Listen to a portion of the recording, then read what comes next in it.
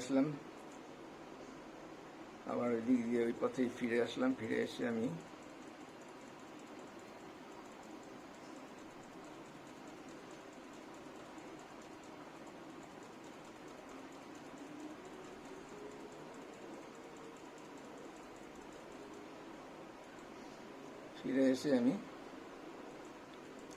Head cashier বা cash officer designation এইখানে আছে। এইখানে রুম, এই বাঁদিকে দরজা আছে, ওইখানে রুমে ক্যাশ অফিসার বসে।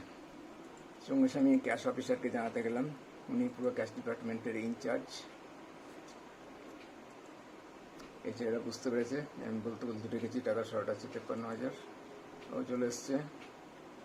একটা কিছু শর্ট বা কিছু ভুল হলে ক্যাশের সবারই একদম কান সঙ্গে সঙ্গে সবাই চলে আসে যে, এবং যা করণীয় সবাই মিলে হেল্প করে। সেটা এটা হচ্ছে নিয়ম আমাদের।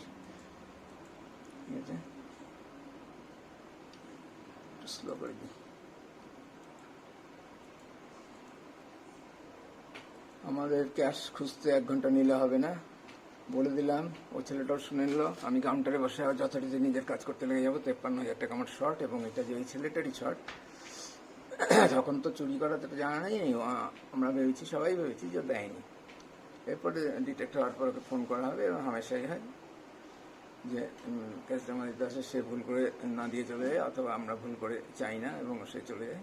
তখন ফোন করলেই সঙ্গে সঙ্গে চেক করে দেখে যে হ্যাঁ আছে, টাকাটা দেয়নি, এসে দিয়ে যায়।